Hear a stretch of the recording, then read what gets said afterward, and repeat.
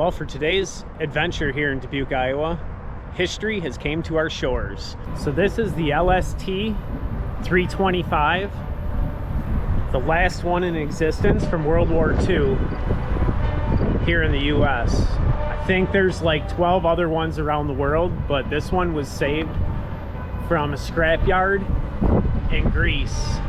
A group of veterans in their 70s with their own money flew over and put this ship back together in order to be able to drive it 6,000 miles here to the US. As you can see, there's a long line waiting to get onto the boat. I chose to come to the back to show you what made this thing special.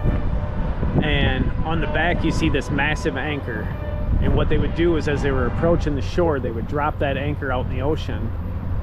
And there was ballast in the boat to fill the back end with water to make the front end shallower, and they would actually drive this boat right up onto shore, and then this massive wench that's hooked to that anchor would drag it back off the shore.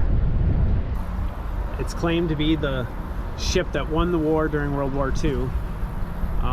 It allowed us to get our tanks and supplies and troops onto the beach in Normandy. LST-325. Only one in working condition in the US. Pretty cool ship. This is what they would have drove with all the soldiers waiting for the gate to drop onto the beaches in Normandy. You've never seen Saving Private Ryan, have you? This would be filled with about 30 guys. And that steel plate to getting gunfire as they came up onto the shore, and they would drop it and they'd all rush to the beach. How cool.